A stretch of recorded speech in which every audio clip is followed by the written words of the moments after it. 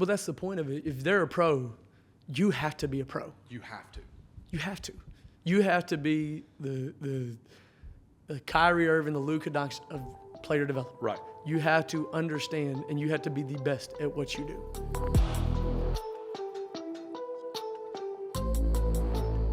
All right, so part one with Newt was absolutely wonderful. We talked about his relationship with C.M. Newton, his granddad, and how being the athletic director at the mecca of college basketball and how his relationships there. But also we talked a little bit about being a white guy that owns a dominant a business in a dominantly black sport. We also talked about growing up, his dad, his relationship. Here in episode 2, what we talk about are his dealings with pro athletes.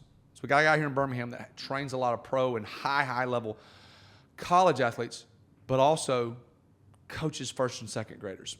It's a crazy business model. We're also going to talk a little bit about the habits that's helped develop his business. We're also going to talk about all the different things as far as we're going to step into being a dad. We're going to step into being a single dad and owning his own business. So you're going to love episode 2 with Newt. All right. So let's talk through these pro athletes, okay? Yeah. So give me a snapshot before we start about your facility and like how you transitioned out of getting fired in college into what you do now, like the journey. I saw the journey. Yeah, you got to live it a little bit. So tell me about the journey, because here's the thing. There's a lot of people out there that freaking love basketball or love softball or love baseball or whatever. Yeah. And they have a desire to do what you do in their sport or in basketball. Yeah. Tell me about getting let go in college and how you took the step to do what you're doing now. So we got fired in March of 2020. It's actually funny. We had 2020 on our new branding for our hoodie because that's when it started. And then COVID had hit. Wonderful time to get fired from your job. You feel me? Yeah. And then COVID had hit. Mm-hmm. And this was what's crazy is because like you hear about a lot of bad things happening out of COVID. Yeah. But it's kind of cool to hoop story because everything we talk about is it's not what happens, it's about what you do about it. Right. You're going to get punched. What happens when you get punched? Life's going to kick you in the teeth. It's about responding, not reacting. Well, I mean, it was amazing because kids didn't have anything to do. They had nothing. And I had zero desire to work with kids. And I mean like negative desire. Negative. But I noticed my son had played rec basketball the year before. And my son just, so everybody know, right now he's about 5'7", 5'8", 125 pounds, 130 pounds. He's 12 years old and wears a size 12 and a half shoe. Yeah. That's not because of me. His mom's 6 feet tall. That's right. Awesome, solid. But when he went to play basketball, they made him stand under the rim and put his hands up on offense and defense. You were a coach. You tell me, is he going to get better doing that? He's not. I found out that like a lot of people were like that in the area, and COVID has shut everything down, so there were no camps, there was no nothing. Needed a place to work out. My guys that were at Sanford that were chasing professional careers. Okay. And so I was like, all right, I promise you guys I have y'all for life. Scotty, Shark, obviously still do. Yeah. But we're going to keep working through this summer. And then a couple of kids is like, hey, what if we just like, whatever. Let's hit some kids and let's get them in the gym. They're not doing anything right now. So we started. Are these relationships you had through Bubs, like your kids' friends and things like that? These are people I never even knew. I cold emailed. I used our email list because I helped run camps at Sanford. Boom. Used my connections in our email list there. Just said, hey, we're going to be doing some workouts at a gym. We started that gym. We ran that whole summer. We worked kindergartners, high school, 3rd and 4th grade, 6th grade, our pros, then no college guys at the time. And then we started working with wheelchair kids because their parents had lifted it. It was a place called Forge Fitness. Okay. Their parents had worked out there and done CrossFit there, and they're like, hey, what are you doing back here? Sure. And my personality. So you start out at Rich's gym. Yes. Rich. Rich Panino. Yep. That's where we started out at. Props to Rich. Unbelievable. Great dude. Looked out for me. Was like, hey, he didn't kill me on rent over the summer and stuff. He's like, man, I get it. He made us have protocols in place, which was cool because from Rich, I got to understand the business side. And honestly, I made a mistake with Rich. I didn't want to keep pushing it. If I was smart, I would have kept pushing it and doing it there. But I was like, man, I'm gonna go try somewhere else. First mistake. And I had to fail. Yeah, sure. And then, the fall comes around, kids still aren't going to school. They're doing online school. That's right. We started working out kids at a place called Willowwood. Okay. It's right next to Woodlawn. Yeah. It is the size of a volleyball court with a stage, 1 foot. There's 1 foot runoff from baseline to the stage, 1 foot runoff from baseline to the wall, metal backboards, rims. Starting kids out there. Wow. We played in a fall league. I got asked to coach OTM teams. I remember. I've never heard of OTM teams in my life. Let me explain what OTM is here in Birmingham. Oh, okay. So you have rec ball, which is like your city, Homewood, Trussville, Mountain Brook, city ball. All the kids play against each other. Then you have travel ball, AAU. Mm-hmm. OTM's in the middle. In the middle. Smack dab in the middle. Okay. You have to make a team. Yep. But the kids aren't just like next level elite. Nope. They're better players in that grade. And then they go and play the team's other fifth graders in Homewood, in Vestavia, which those are suburbs of Birmingham for people outside of here. So you got rec, you got travel, AAU, serious, pay a lot of money, go all over the country. OTM's in the middle. Correct. And essentially OTM, great league. It's all stars from your rec program. That's it. That's a great way to say it. That's what it is. You have your rec program, then you have your all stars that compete against the rest of the people in the city. Yep. And, I got asked to coach one of those teams, and I had no idea what it was. I was like, man, we'll talk about it. It's actually a guy named Zach Paler. Yeah. And then he hit me like 3 more times, and I was pursuing this thing with the New York Knicks. What were you pursuing there? Player development and scouting. Yeah, okay. But like they weren't going to send anybody up to New York, and it was COVID. Everything was shut down. So nothing ever came to fruition with that. It was supposed to, but it didn't at the same time. And I was like, you know what? All right, man, cool. We'll do it. And they're like, well, what do you want us to pay you? And I was just like, pay me what? Dollars. To coach kids? Yeah. It's like, I don't care, man. I really don't care. Yeah. Horrible business model, right? Horrible business. And so I did tell them, I was like, and the parents thought I was crazy. I was like, all right, if we're going to do this, we'll practice 3 times a week. Yeah. I don't care about the games. If we're actually going to genuinely do this, we're going to put the process over everything. And they were all telling me, their kids are in 3rd grade, and the other group's kids were in 5th grade at the time. They're like, we're the B team. We got left behind. And I was like, y'all are in 2nd, 3rd grade. What are you talking about left behind? And then it was at that moment that I was like, oh, no, a change needs to happen. Yeah. And I'm not saying a change. There's nothing wrong with O-Team or how things are formed. Please don't misunderstand that. Yeah. I'm just talking about in a way that we perceive youth sports as coming from college athletics where it is a business. Yep. It is serious. It is. Wins and losses matter. Lots of dollars. Wins and losses matter. Youth sports should be about developing. Mm-hmm. And it should be about falling in love with the game, learning how to be a great human, because the truth is 99.9% of those kids were not going to play college basketball. And that's not even like a fake statistic. You didn't make that up. That's legit. That is legit. And once more, to the sport that we play and the level of athleticism and physical genetics that you have to have, looking across the board at the parents that we had, it's more like 99.99999% are not going to play college basketball. So we need to be teaching them how to be great people, because 100% of you will be a great person. Not a great person. The person that you are raised to be, you'll be a dad, you'll be a friend, you'll be a brother. 100% of you will be that. Yeah. So we need to use basketball to learn some work ethic. And so immediately with the teams, we talked about taking the results off the table. Mm-hmm. It doesn't mean that we're not competing to win. This isn't that rah-rah. You're going to get some pushback on that. Yeah.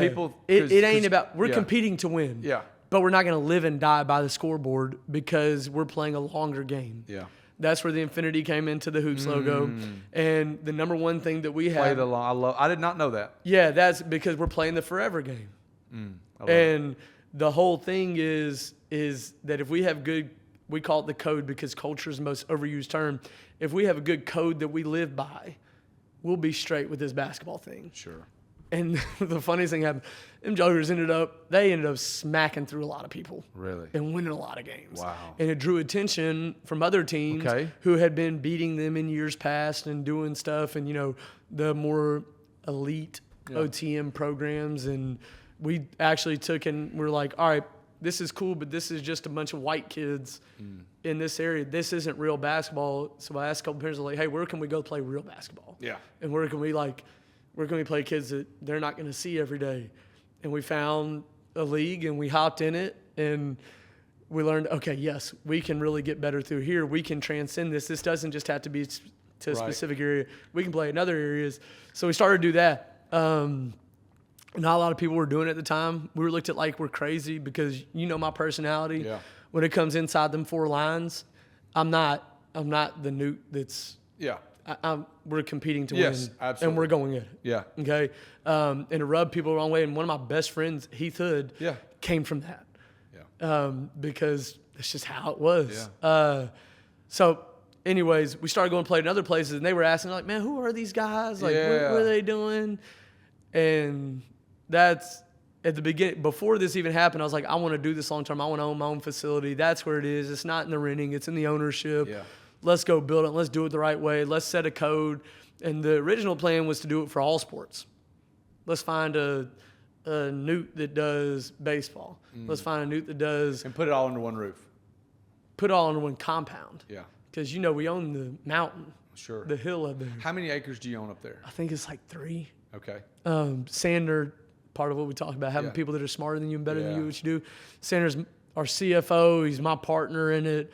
And he does the real estate and development. So I don't even mess with that.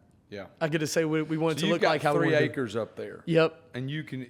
Is there any vision or what's next from an architectural standpoint from Always. the building? Yeah. What is the next thing you think? The next thing is we're going to build out the 3rd court. There's going to be an NBA-sized court, so it can be 2 courts. We're going to make it to where we can do futsal and where we can do some more cheerleading and volleyball stuff. And then we're going to do batting cages. You're going to go to the right.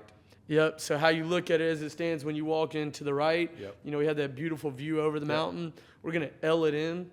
Okay. Blow out the wall on Caleb White's court to the right. Blow out that wall, L it in. And do just glass all around that side, so it's a state-of-the-art facility. I gotcha. Because we operate on cash flow only. Really? Yeah. Yeah, which I like personally. Sure, you have to. Yeah, eat what you kill. I mean, this is the way we operate. It's eat what you kill. So you were in from the time you got let go at Sanford, from the time you moved in to the facility you have now. You were in 14 different gyms. 14 different, facilities and outdoor courts. Oh, we were working outside at churches and parking lots. That is hustle. Hustle, grinding. That is hustle. Ice water soup for dinner. Wow. Yeah. Man. And during that time, trying to figure out, it was the greatest time, though, ever because I was learning who I am. Yeah. And, what I'm really about. Well, but you also learned the people that really believed in you. Because you would be at MLK one day and Woodlawn the next. Yep. And you just send out send out a message and say, hey, we're practicing here. Sometimes we had to cancel. There was a shooting outside of one of the gyms, and I was there, and my rule is I always got there an hour and a half before any kid ever showed up. And the reason being, first, you want to make sure the place is safe. Yep. You want to make sure that the gym, everything's okay. You want to make sure the gym's unlocked. Yeah. And then the other thing is you want to make sure that, you're prepared and you have everything set up. The court can be messed up, and you have to clean it. Yeah. But if you just show up at the time of your workout, which a lot of people Oh, yeah. that do youth sports do, it messes with their processes and their systems. So kids can't come in and just be themselves and get to work. They have to worry about other things. You don't want kids worrying about other things. Man, I used to take coffee and donuts to a dude outside of Willowwood. He had 3 pit bulls that got out of the cage a few times, or got out of their yard a few times. I used to take him coffee and donuts just to make sure they were in the house before we had workouts and let them know we were having workouts. Just so that one of your so the kids wouldn't. one of your kids didn't eat. And it was okay. Yeah, sure. That's part of it. Small price to pay for safety. You know what I mean? But it makes your drive go up tenfold. I tell everybody thinks that the success stories are cool and that sucked. It's hard. It was hard. There were so many nights I even get emotional talking about it now. I cried myself to sleep out of fear for not being able to pay X, Y, or Z the next day, and still trying to, every day you got to go up, you got to knuckle up and put on the face. And got to smile and got to have high energy. Yeah. And I get emotional still thinking about it because it made me who I am. Sure. It's making my son who he needs to be. Yeah. And because, like, you find out who's really with you. Oh, yeah. All my college coaching friends, ghosted. Really? Ghosted. Why? I couldn't help them. Hey, man, hit me if you ever need anything. Those guys, Yeah. ghosted. Man. And I never hit any of them wanting anything. Yeah. I didn't. I just thought we're Buddies. boys. Yeah. Ghosted. That's crazy. Yeah, but you find out your tribe find and out. you find out who you're supposed to be with. And I mean, like, my right-hand man is Sandra Hennessy. If you would have told me, and PJ Grooms, if you would have told me that my right-hand man would be a now 43-year-old country club golf swinging dude that was not in basketball, You said, yeah.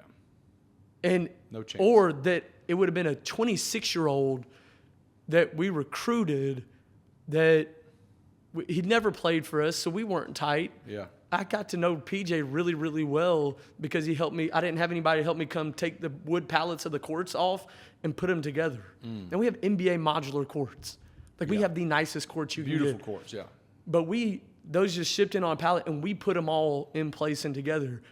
And he just came because I hit a photographer that I knew. It was like, hey, I need a few people. Y'all trying to make some money? I'll pay you guys to help me put these courts together. PJ and CJ Jones walked in the gym. I was like, what? Yeah. Yeah. And we got cool like that. And now PJ is my right hand Yeah. man. And one of your best, I say assets, he is an asset. Shoot, your people are your biggest assets. He is an asset. He is an asset. The kids love Coach PJ. Yep. Tegan Yep. loved him. I mean, because when you walk in the door, everyone wants the owner. Yeah. But the owner can only be so many places. And there are probably some things that PJ does better than you. Not probably. Yeah. Not probably. But it's like Jonathan, our chef. Yeah. At some point, you got to hire people that are better than you are. And Yeah. Jonathan's so much better than I am as far as cooking is concerned. And there are some aspects that PJ is just better. Not probably. Yeah. Definitely. And I think that's what people are scared to admit. And I've been scared. I failed with PJ some, and I failed with our people. And I'm sure you can speak to All the how many people have you had in that weren't a part of. And now it's different with what we do because ours is like in your face. We're coaching, we're teaching that weren't a part of the culture and the mission that you had to. Oh, there's been people we haven't had to let go a lot of people. We've had to let, Sarah and I've had to let go some. Yeah. But like most of the time, people eliminate themselves. Yeah. That's the same real. thing. That's real. Getting rid of people, Yeah. firing Yeah. people, and people letting go of getting rid of themselves. Yeah. That's fair. It's all the same. Yeah. Now, do I force them to quit? No. No. But they realize that we don't fit, whether it be a personality thing with Mm-hmm. me, whether it be a personality thing, the building, Yep. the demands. Yep. Because there is a standard. Some people don't get along with me. Yeah. Some people don't get along with the job. And that's because fine, right? Fine. It is fine. People look at it like it's such a negative. Look, we're not made for each other. We We're aren't. not made to work together. Cool. Rock It's out. okay. Do your thing. But just not do it over there. Do it over there. That's right. I want you to eat, just not with me. Just not with me. Okay?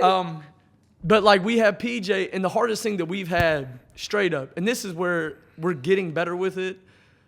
We have had so many people involved and that end up hurting us more than helping us. And like finding the right ones has been such a process, but not just PJ. Right. PJ now has his people that he's grooming and building into being something special. And that's so dope because we have a guy named Sam, Jeff Coat. He coaches our OTM teams. He's taken over the Mambas program. Okay. Okay. Awesome. And he adds the baseball aspect of it. Yep. And he's a Mountain Brook kid. Yeah. And Mountain Brook is, just so everybody understands, it's closest to us. We're not specifically Mountain Brook, period. But it's just we're on the line. You're in Mountain Brook. Yeah. Yeah. But he's also a guy that understands the area, a white guy that understands the area. PJ's from Birmingham, a young black man who understands the area. And now we've hired a guy named Sed. And Sed is our athletic and strength development coach. We built out a weight room in What's the front his room. name? Sed Brazil. Okay. Okay. And he was with the Squadron Oh, okay. and with the Pels organization. And just through our work with the guys, gotten to know him. And I was like, man, we have to have him because he does basketball and he's a black guy from Huntsville. So when you talk about expanding this thing and spreading it, what's the best road in Alabama to go up and down? 65. 65. Yeah. So we're going to live off of 65. Wow. We're going to do up in Florence, Huntsville area, and then we're going to take it on down to the Gump. Right. And that's how we're going to build our own circuit so that we can run tournaments correctly as well. But saying all that to say is now we have the strength and athlete development side that's really dope because little white guys need to get some agility training. They do. They do. And he teaches that. We need to understand how to use our bodies and move with our bodies. So the front room was initially going to be a golf simulator, lounge, but we're like, no, forget that. We're turning this into a weight room. Good. And that's how our pros benefit off of it too. So we talk about pros. We talk about the kids. What is your opinion about sports specialization in the younger ages, like K through 8? I don't believe in it. So here's the question. Maybe 6th, 7th, 8th I do. Okay. Kindergarten through 5th grade. So let's talk about that. So 6th, 7th, 8th. Do you believe that 6th, 7th, and 8th graders have to pick one? No, I don't think they have to pick one. I don't think they have to. Yeah. By any means the word. I think as you get older, you need to start like dialing in on what your passion is. I don't think you have to. I don't think you need to. I'm not going to make Bub pick. He's in 6th grade. He wants to play football. Rock out, play football. Yeah. Do you think that parents are going down their own direction where they get their kids to play one thing all year round? Absolutely. Yeah. Absolutely. I mean, everything refers back to relationships, right? Sure. I mean, that's just kind of life. Asking a kid to pick one sport before he's able to make educated decisions on like where he wants to live when he's older and what he wants to be is absolutely insane. Would you marry somebody just because that's your only option? No, absolutely not. Right? I mean, like that's a horrible reason to do something. You need to Never try. heard it asked that way. You need to date before you marry. Sure. You got to try everything things. And man, you never know what your kid can do. My kid's cold at art. Yeah. I suck at being Well, artistic. and he's going to be big, but will he be 6'9"? Maybe no, not. I don't think so. I love him. He's projected like 6'10". He gonna get to like 6'5" to 6'7", 6'8".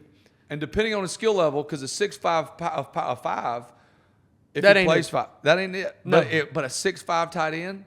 Yeah, and then also a 6'5'3" man. Oh, yeah. that can shoot. Which you know my son. Yeah. Everybody's seen my son. My son didn't start playing basketball until he was like 8 years old. Sure. Because I wasn't gonna push him. Yeah. And he had to travel with me all the time as a dad. I He had know. to hit the road with me and go recruiting. That's crazy. He had to, when I was a video coordinator, he had to sit up in the catwalk with me when he was a baby, an infant baby. And while I was filming games and cutting games live, like that's what he was doing. So I wasn't going to push him into it. And the crazy thing is we have done strictly focus on skill and then competing when it's time to compete. And we've built in ways to lose and to fail so that he understands how to lose. Yeah. And that it's not understanding how to lose like, hey, keep your chin up. No. Hey, lose with your head high. Don't Yeah. no, let that thing hurt. Yeah. He's got to But hurt. let it piss you off so that you Sure. go work hard. It's got to be motivating. You know, that's how we teach people to lose, not by like, hey, buddy. Yeah. It's like, hey, yeah, man, tell me What did we do what wrong? happened. How can we fix what we did wrong? So you asked a question, you didn't tell him. Yeah. You asked a question. Yeah. The question gets the mind thinking, and then it gets him processing things Sure. to where he understands that failure can be fixed. How have parents changed in the last 10 years when it comes to raising athletes? Changed, I think the only thing that's changed is how visible it is.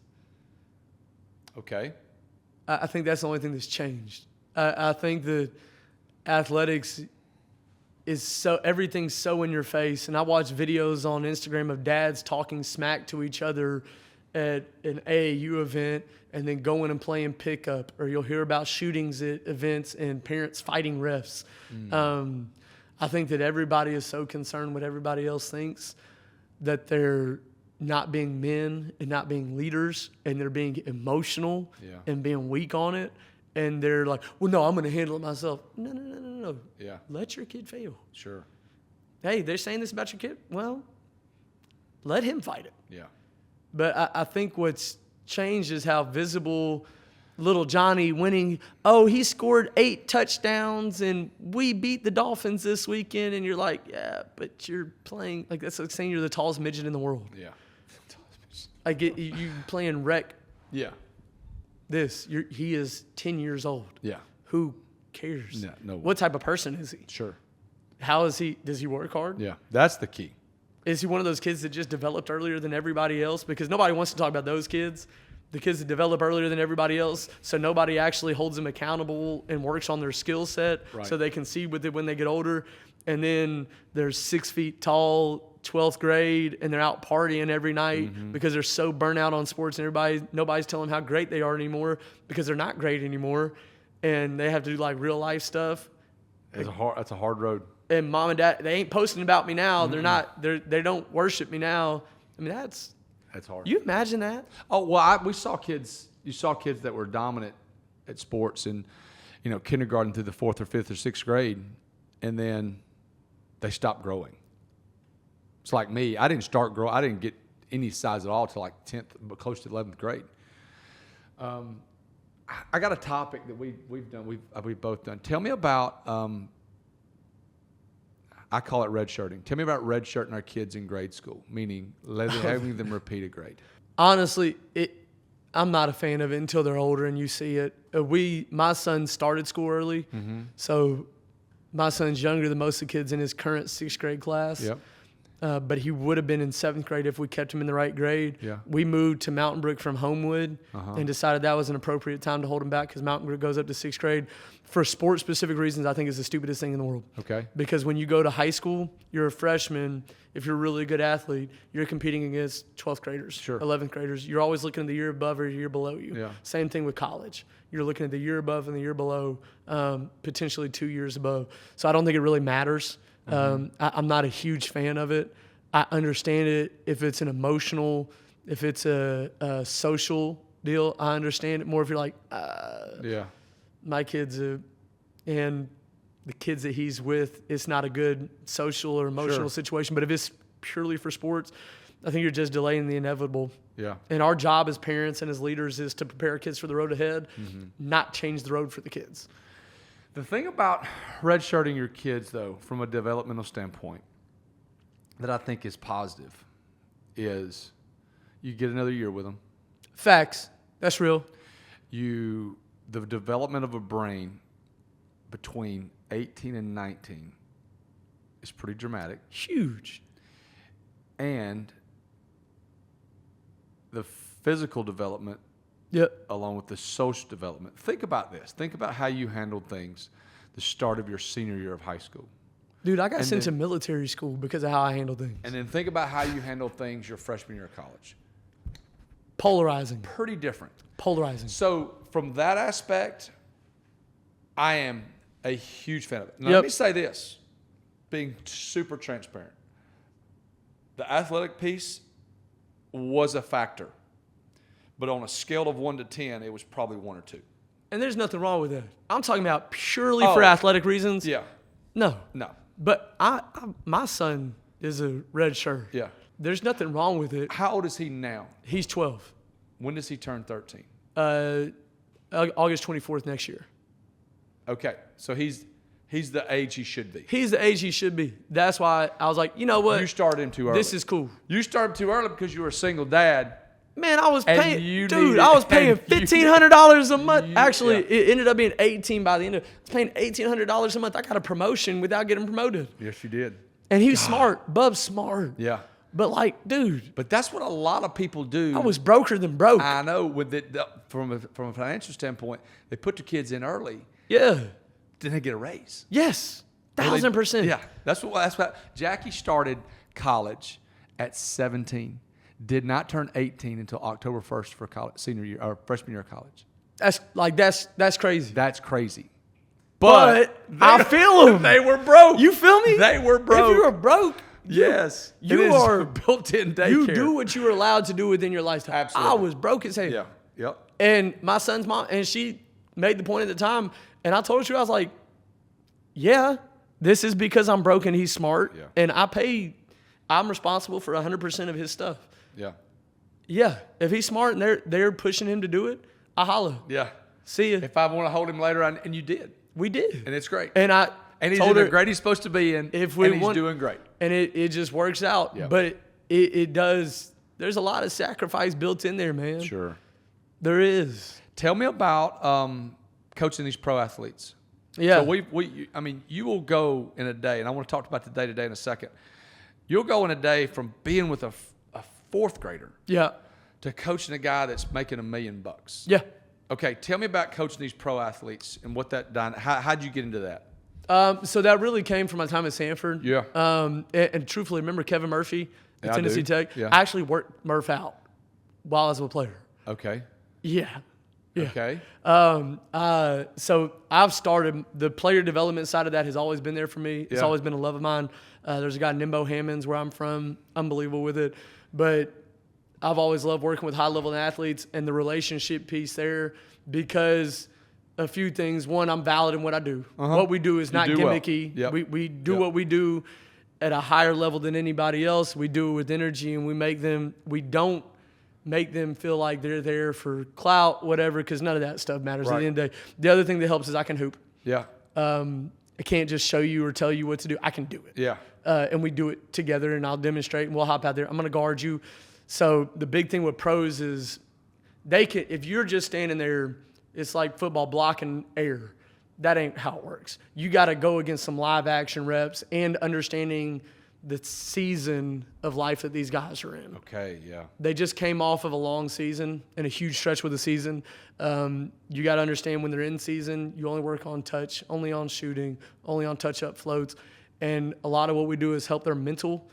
Some guys are dealing with different stuff that they can't talk to their organizations about just because they don't, you're an employee. When you play for the New Orleans Pelicans, you are an employee. Yeah. So you're either an asset or a liability. If you have stuff going on off the court, you're a liability. Yeah. Wow. So we help with that. But the truth is the nuts and bolts when you talk about training and doing player development for them, you have to create an environment that they want to be in. Okay. You have to make them feel ownership without giving them entitlement. Yeah. They want to be empowered. They want to feel a part of something bigger than themselves. And then you have to have the relationship. They don't care how much you know until they know how much you care about them. Sure. And you've got to be genuinely invested in them as a person before you can do any work with them. I don't work with every pro. There's people that hit me that I'm like, nah. There's people that I'll work out once and I'll be like, hey, this ain't really a good fit because we don't really do Hollywood stuff. We grind. Yeah. We work. Work hard. I'm going to push you. Yeah. PJ's going to push you. Our staff's going to push you, but it's going to come from a place of love. Okay, so when I was at NC State, this brings back a good point though too, and I'll say this: when I was at NC State, Mike Berry was our offensive line coach. Mike Berry went to go coach the Detroit Lions. Yep. He was there a year, and I called him, and I asked him. I said, "Hey, what's the biggest difference in coaching a college kid and coaching a pro kid?" What do you say? He said, "The pro guys walk in the room. And if you can help them make more money, Yep. they will listen. If you can't, there's very little respect given. They can tell very quickly Yep. if you know what you're doing. Yeah. But if you can help them with one or two little things, they will listen and hang on every word. Well, that's the point of it. If they're a pro, you have to be a pro. You have to. You have to. You have to be the Kyrie Irving, the Luka Doncic of player development. Right. You have to understand, and you have to be the best at what you do. Are you getting referrals from other pro guys that come to you? Yes, that happens. A lot of times it's super organic because the pros are like my little brothers. Yeah. Sometimes you just look at them like your brothers. But, yeah, I mean, dang near every Pelicans guy is going to cut. Like, obviously not the Zions, the BIs, because, I mean, they can go wherever. Yeah. But, yeah, it works like that. It's more organic. Sure. More people seeing like what we do, and they see the success and the results that other guys have had. And they'll be like, What are you doing? oh, What'd you do this summer? okay, he's over there. Nah, and some guys will be like, nah, you got to holler at the guys over at Hoops for that. Yeah. we're really good on like shot development and helping guys with in-game shots.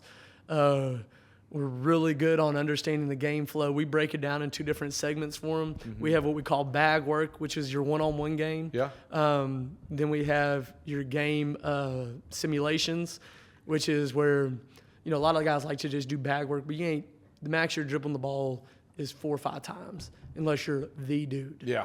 And only 2 guys on each team are the dude. Wow. So what we do a lot is game simulation and game application, and it'll be like working on pushing 2 dribbles, hitting with a sharp pass, relocating, getting to your spot, working on game simulated stuff. Yeah. We do those with 2 or 4 guys at a time, so that they can work on their full game. Because a lot of times, you don't mimic real game reps when you work out, and these guys, they're not practicing to practice; they're practicing to play. And you have to have game simulated reps in there. Tell me about the day-to-day with these pro and college guys. Just with the pro and college or all the way Just through? Pro and college. So day-to-day with pro and college, we have said we'll send them a time. During the summers, it's way deeper, way huge group. We call it the Infinity Club. We'll split those in between guards and forwards. Okay. On Mondays, we'll do station work to where PJ has a basket, Christian Watford has a basket, I have a basket, and we all have different things we're working on. PJ most of the time works on bag Just work. like the 4th graders. Yep. I love it. It's the truth. No, I get it. It's But good. they like it because of the switch up. So you have it, PJ will, let's say he's doing bag work, one-on-one moves, and now it's skill specific. It's tailored to how you need to do things, and all the film that we've watched on you through Synergy. CWAT might have shooting, and I'll probably have game application, game simulation. We rotate that every week between the 3 of us so we can stay sharp on our stuff. So you'll do one every. Okay. Yep. And then on Wednesday, so Tuesdays they'll play, pick up, nothing but pick up. Thursday we'll get back into it, and we'll get to where we go more skill specific. Okay. And we spend an hour just honing skills. Just shooting. So that's different. That's where I'm gonna mess you up. Okay. But it's just like skill, like, hey, in this type of situation in this game, we're working on side pick and rolls today. I got you. We're working on coming off the pick and roll. It's not that. We're working on high ball screen. Yeah, it's super. It's the smooth, super granular things that will happen. Micro. 20 times in a season. Yep. Super specific. And we'll work on that for 10 minutes, and we're going to work on this specific situation. Okay. And then at the end of it, we do reads off of it to where we don't tell them what they're doing. We've given them the tools for success. You've done A, you've done B, you've done C. Now you're going to do I'm not going to tell you which one we're going to do. Everything. I ain't telling you. You got to read and react based off the defense. And that's how we educate them and build their IQ. Because coachable players and players that can be a coach are more serviceable than guys that coaches have to tell 2 or 3 times. Coaches are CEOs. They don't want to talk about it. Yeah. Every day, though, and then Friday they play again. They lift an hour before we go to workouts. Okay. Said lifts them, gets them loose, and then we go into workouts. And every day they have to make 500 shots, 500 threes. Okay, let me ask you a question. Have you done the research on them lifting before the workouts, before the basketball, and then after? I don't believe in lifting after. Why? I believe in maintenance work after. Okay. Maintenance. And they do maintenance after. Because when they go to do their workout, we want them to be tired. When they go to do their basketball workout. We want them to be physically worn down because the season beats on you physically. 82 games it does. I believe in the strength approach to that. I do. But we found that guys also in the summer, they're going to do what they want to do. So they ain't going to be workout, then stay and lift. We've done our research based off of what we've seen in our gym, if that makes sense. Yeah, no, it does. So that when they get done lifting, when they get done with their workout, when they get done playing ball, they're toast. We kill them. Yeah, I see. And so honestly, the workout is like I hate to say this because it's not this. They're fully loose. They're fully flexible. They're ready to go. They're ready to go. They're ready to go. They walk out of the weight room. They've had an hour lifting. They go. Seg gives them a quick bar shake, and they hop on the court. And then when I say we roll. And like I love our guys. And I do love you, Infinity Club guys. We know we be killing y'all. We kill them. And we put them through a torture chamber. How is there not a balance though between the quote torture chamber and making sure that they're physically able to be fresh in October when they go back? Yeah, so that's a seasonal approach. So what we do is that's our June. Okay. July, it goes to more playing and doing what we worked on in June and strictly shooting, ball handling, maintenance work on the court. And then August, we're doing straight skills, because if a guy gets hurt in August from playing, he's cooked in September, October before training camp. We don't want that. So August is strictly shooting, skills, work on game simulation, reads, but no live action. Really? Y'all are not playing a lot of ball in No, August? not a ton. We'll have like pickup weekends before a guy leaves. We'll do different things like that, but not a ton. Wow. How many pro athletes do you have right now that you're working with? I mean, or this past NBA or just pro? Just pro. 38. Oh. Yeah. That's G League and NBA? G League, NBA, overseas. We don't work with every overseas guys. We have a few of the guys that we really love and that have been our babies, but that's NBA, G League, overseas. Why don't you work with more overseas guys? A lot of overseas guys aren't, and you have to understand what overseas, everybody has this misconception about playing professional basketball overseas. They're making like $2,500 a month. Yeah. Most of them. It's not really professional basketball like that. Sure. Yeah. Tell me about being a single dad. Yeah. And owning your own business. Yeah. It's hard. It's hard. I mean, what do you want me to say? Yeah. No, I mean, it's a grind. And honestly, it's probably more a grind for Bub than it is me. I made a lot of mistakes with it. I'm going to tell you about it. I make mistakes all the time. I think everybody does. I think the weak-minded people ain't admitting it. Sure. It's hard. I mean, dude, but we've got such a good support system too, though. Yeah. Tell me about that. Obviously my dad. Dad? He's around all the time. He's the greatest grandfather ever. Yeah. He was like one of them dudes that was born to be a grandfather. And Bub's mom, I mean, she's fully supportive of Where's she Hoover. live? She lives in Hoover right now. Oh, she's local. Yeah. She's here. Okay. She's here. Let's talk through this for a second. So you have parents that either didn't get married or are divorced. Yeah. And then you have parents that are together. But sometimes, how do you and what's her name? Morgan. How do you and Morgan co-parent? We co-parent better than most in-house parents. Really? Really. There's no secrets. There's no BS. There's no tension between relationship because we're cool. We're friends. And we both have the same goal. Now, it hasn't always been that way, but we both have the common goal of our only job is to create a great kid. Yeah. And so we're great with it. Now, there's issues. There's issues with any relationship. But me and Jackie have issues. Yeah, you feel me? Yeah. But no, our co-parents relationship, a lot of, like on Bub's teams, the parents, they'll be like, how are you guys so great together? It's like, because we don't live together. Yeah. We don't have to deal with each other every day. So we're great together. Is she remarried? Nope. You're not remarried. No. She have a boyfriend? I don't know. Don't know. That ain't Don't my care. That ain't my business. My name's Bennett, and I ain't in it. What about you? You are in a relationship with anybody? No. Gotcha. No. Okay. I'm hanging. That's good. What's the hardest part though about it? To get, like the one thing. Being fully present. Sure. Being fully present. How do you? Okay, you're aware because that was a quick answer. How do you get better at that, and how do you do a good job at being present? I build my daily routines around that. I need to be fully present as a dad. Bub, from 6:30 in the morning to 8 a.m., he goes to school. He deserves my undivided attention. Yep. I get off the court about 8:30, 9 o'clock at night. From the time I get off the court to the time he goes to sleep, he deserves my undivided attention. Yeah. There'll be pieces throughout the day where I get to love on him, get to hang with him, but I ain't locked in undivided dad. He's catching. This is like one of those deals where parenting is and raising a kid is caught more than taught. Yeah. He got watch how I live on a lot of things. Yeah, he's around the gym, watch how I live. Yeah. But he sees it more through that and through the interactions. And then PJ's like his uncle. Yeah. Said like an uncle. Sure. Sam like an uncle. His family is the gym. He gets out of school. 3. He comes to the gym. I pick him up at school at 2:45. He comes to the gym. I don't structure workouts until 3:30 minimum. Gives you an hour to flex time. give me like 30 minutes. We can go get a snack. He can be a normal kid. Then when we get to the school, he goes to my office. I work out groups that aren't his age group. He goes to my office. He does his homework. When he's done with his homework, he's allowed to leave the office, and he comes outside and he'll like shoot around. He'll hang out. He'll mess with people that are in the gym. Yeah. His friends come to the gym, so he's around other kids every day. Sure.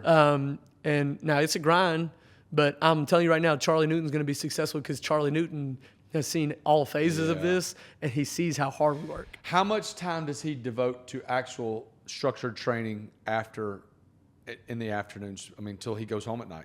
Structured? Hopping in a class, hopping in a workout. He'll do like an hour and a half a day. Yeah. Of it. So he likes to coach. He coaches our mini hoopers, Okay. which is one of our buckets of the business where it's little kids. But he does his own structured stuff about an hour and a half. I make other people work with him. Sure. Yeah, absolutely. What are some of the routines and habits that you feel like have made you successful? I take my time. I think different people have different forms of meditating. I love to read. One of my close friends here gave me a book called Slight Edge. I did. Yeah, that's right. Loved it. Yeah. It's the greatest gift anybody can give me is a book. But I'm very protective of my alone time so that I can be sharp mentally, Sure. take my time to drink coffee, read. When is that? That is at about 6:15, or depending on the day, it's going to be after I drop Bub off, I'll take like 45 solid minutes. Yeah. I don't touch my phone. I don't talk to people. I don't do anything. Yeah. I drink coffee and read. I have to box every day. If I don't box, I'm not a good me. Okay.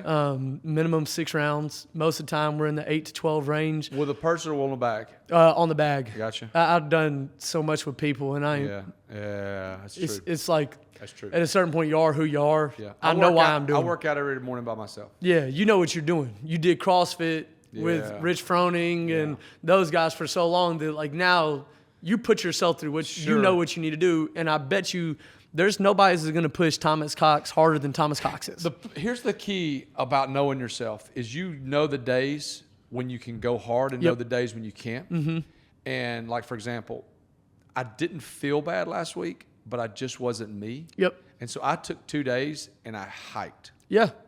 I got a good sweat, but my heart rate didn't get to super high. I didn't stress my muscles, whatever. I hiked for an hour. But you still worked out because of behavior activation. It did. But I got to move every day.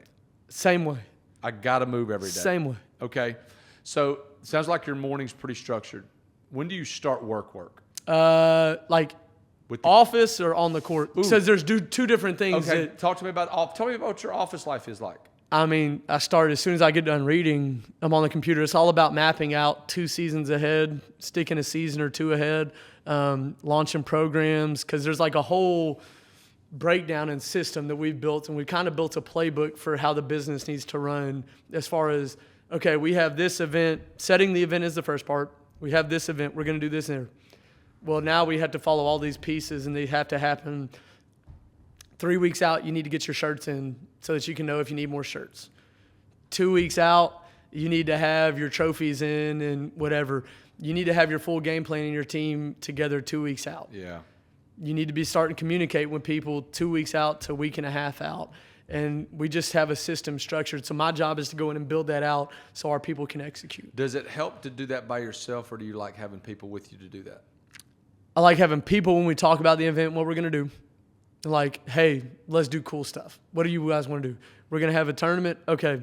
Here. A whiteboard. Yep. An idea thing. Yeah, we have we call it the think tank. We have our think tank meeting. High level. Yep.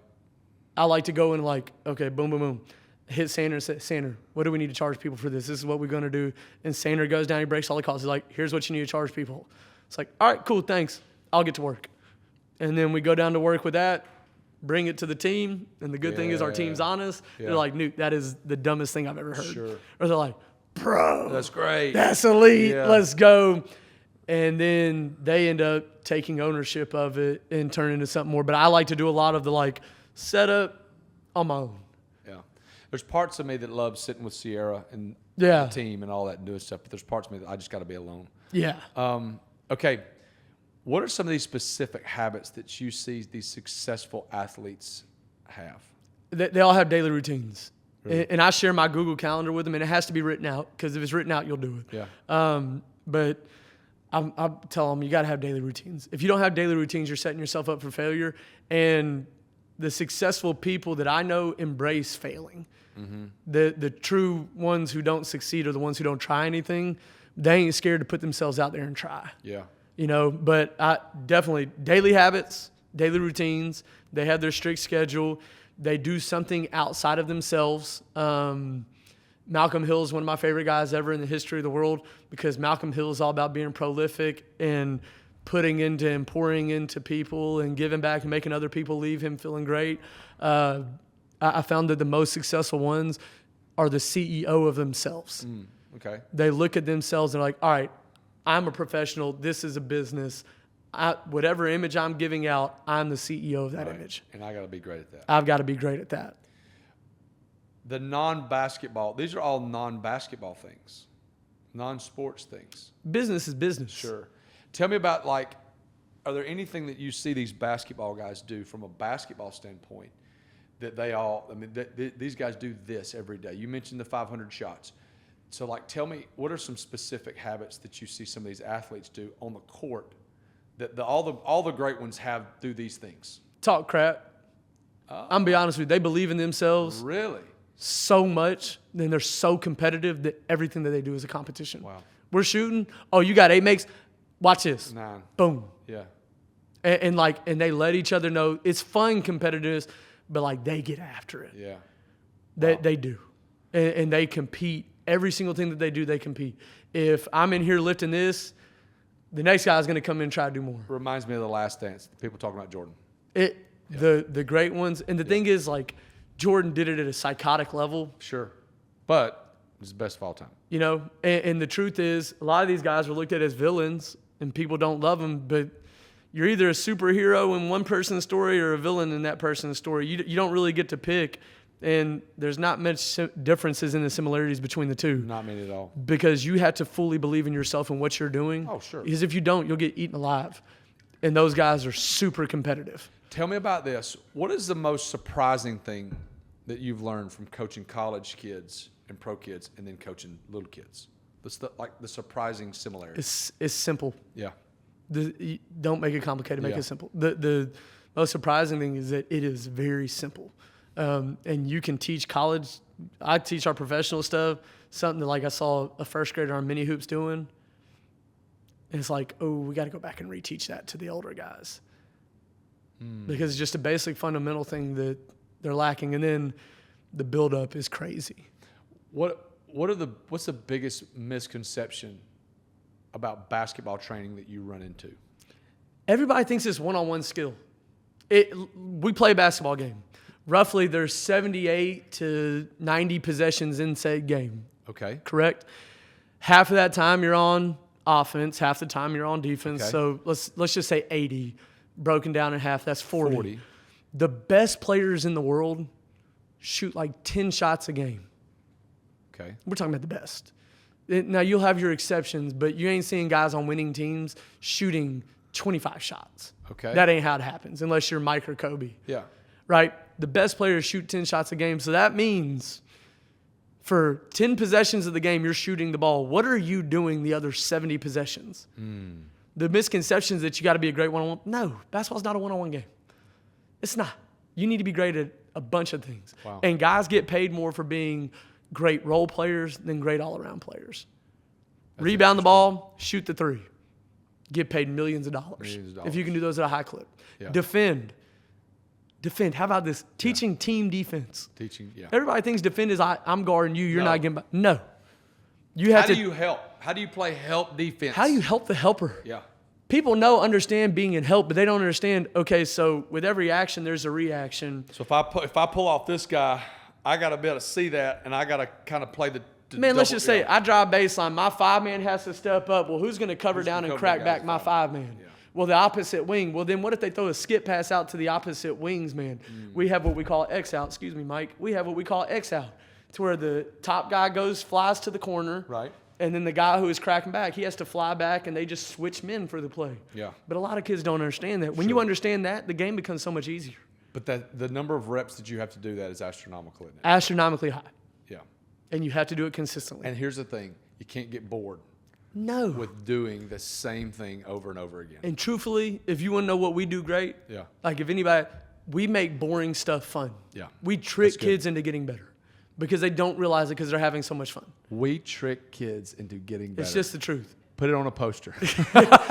That's what it is you don't know that you're working as hard as you can. You don't realize how hard you're going. You don't understand the values and the principles that you have with each freaking possession that are some things that college coaches can't get their kids to do, but you're in the 4th grade running crack back, Xing out, and getting to it. And I'm writing down. You need to save it. But it's the truth because they don't realize it. Yeah. And 90% of the time, their parents don't understand it. Sure. They think it's the same thing over and over They again. do. Yeah. But then you'll have we've had college coaches come to our OTM games before, and they're like, did they just ice a ball screen on the side and then turn it into where you trap them and pull over help and give up the opposite corner in the 4th grade? Yeah. You're like, yeah, it's pretty cool, huh? Yeah. They're like, how? I can't get my college kids How? to do it. Yeah. No, It's like, well, we do it in 3 1-hour practices a week. So Yeah. So every sport has a trend. Yep. They're always this is the next thing. You know, back in the 70s and 80s, it was the wishbone offense in football, and then it got to be the run and shoot, and then it got to be the spread.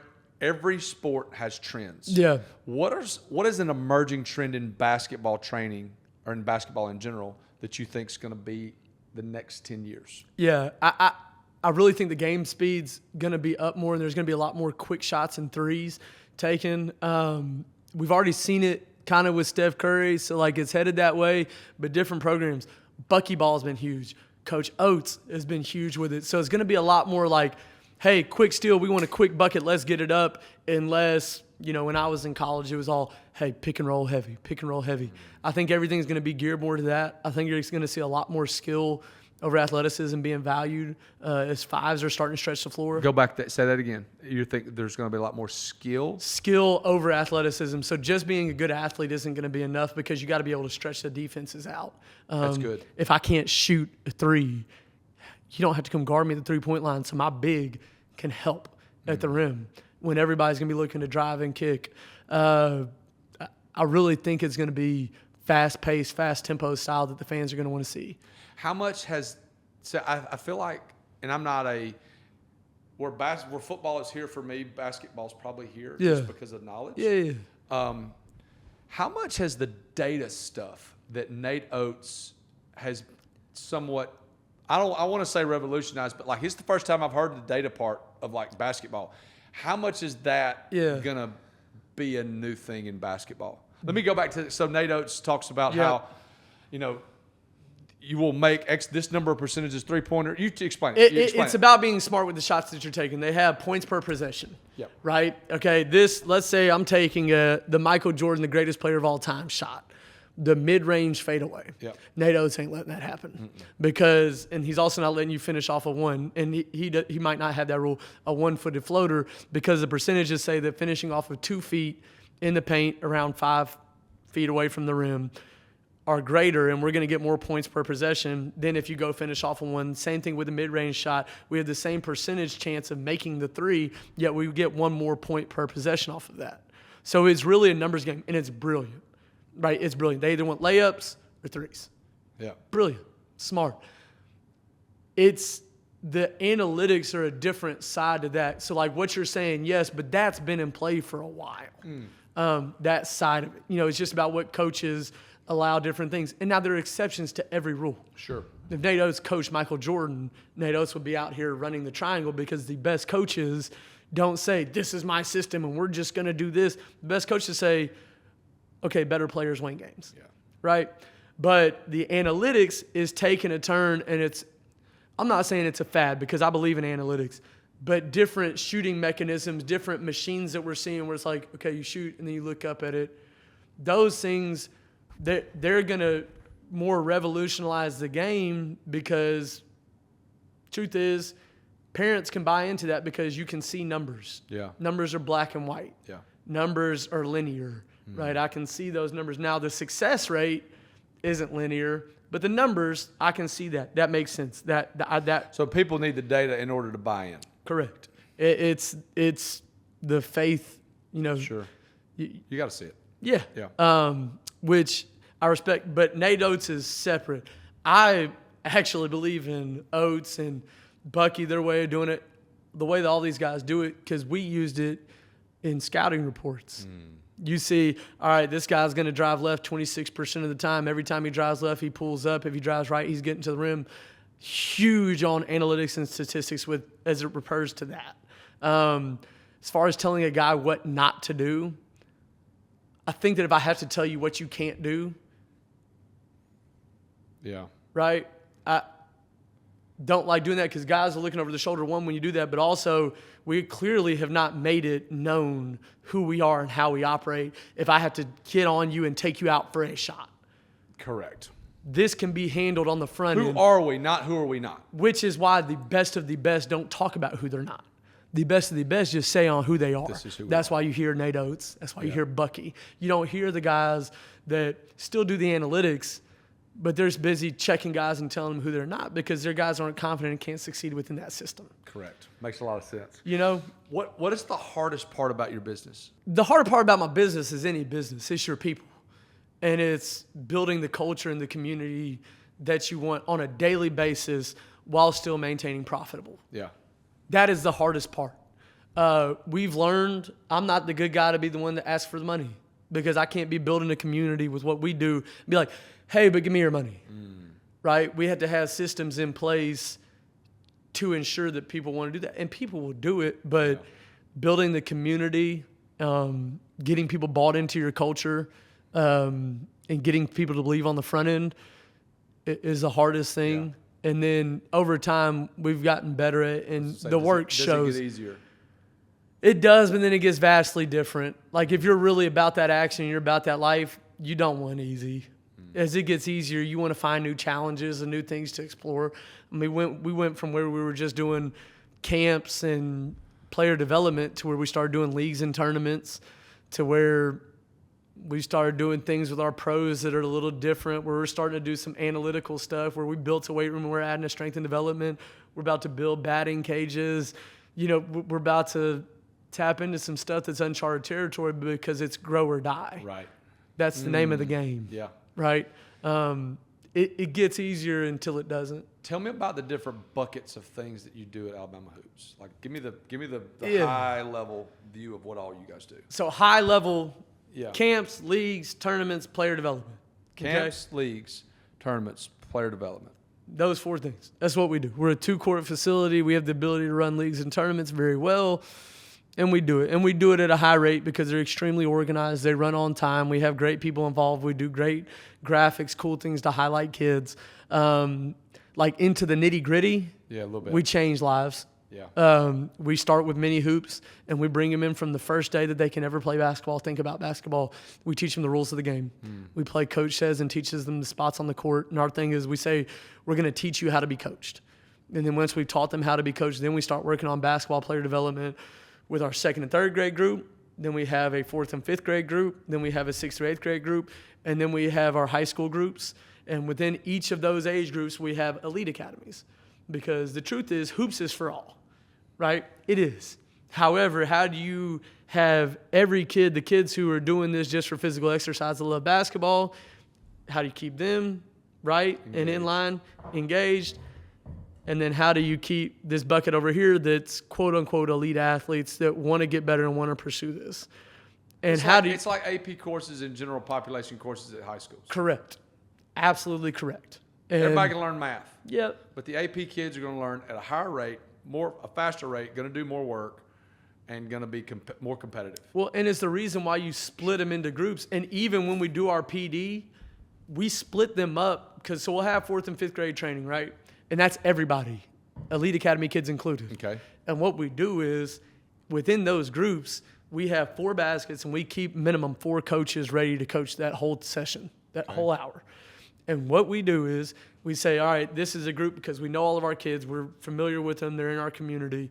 We do a drill for warm-ups. If there's a kid or two that are new, we watch how they handle that drill and warm-ups. And we're like, all right, he needs to be in this group. We split them into different groups, and each drill that we do is appropriate for their skill set. So we have beginners, advanced, intermediate, and then the highest level for each group, which we call the Elite Academy group. we have those groups paired together within each age group, so they're all pushing each other. And it's not just for them to push each other.